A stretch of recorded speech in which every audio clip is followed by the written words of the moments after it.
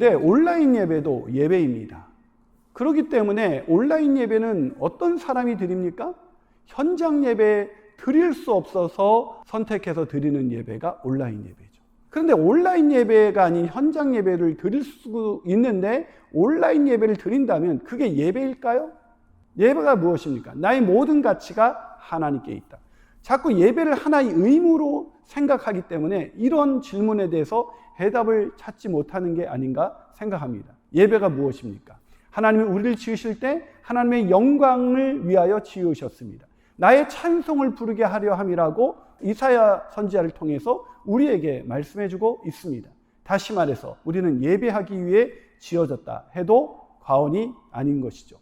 그런데 이 예배를 왜 하나님이 받으시기 원하십니까?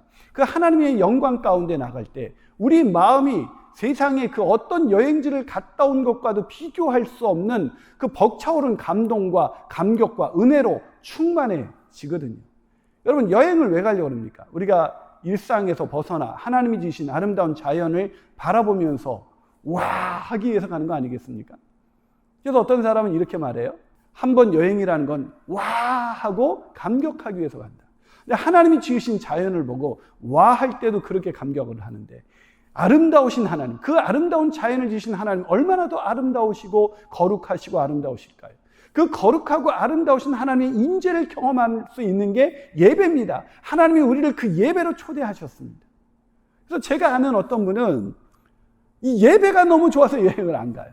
그런데 우리의 예배를 빠지고 여행을 가고자 하는 동기가 무엇인가? 그 동기를 먼저 살피는 것이 되게 중요하고 예배가 무엇인가를 아는 것이 되게 중요합니다. 그리고 그걸 다 아는데도 어떻게 때로는 우리의 욕구가 하나님이 지으신 아름다운 자연에 좀 멀리 가서 여행하고 싶은 욕구도 분명히 있지 않습니까? 근데 1년 365일 전혀 주일 외에는 전혀 쉴 수가 없다. 그런데 그 사람이 정말 하나님이 지으신 자연에 가서 하나님을 온라인 예배로 할 때 전심으로 예배한다면 하나님 이걸 탓하실까?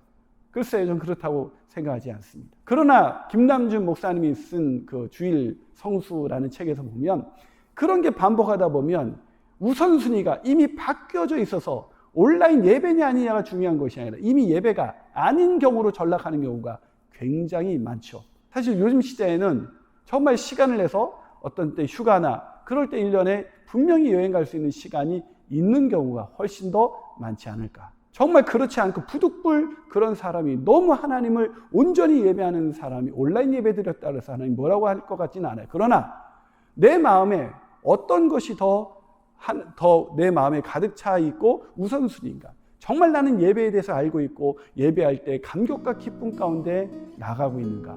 그것이 더 중요한 것이 아닐까 생각합니다.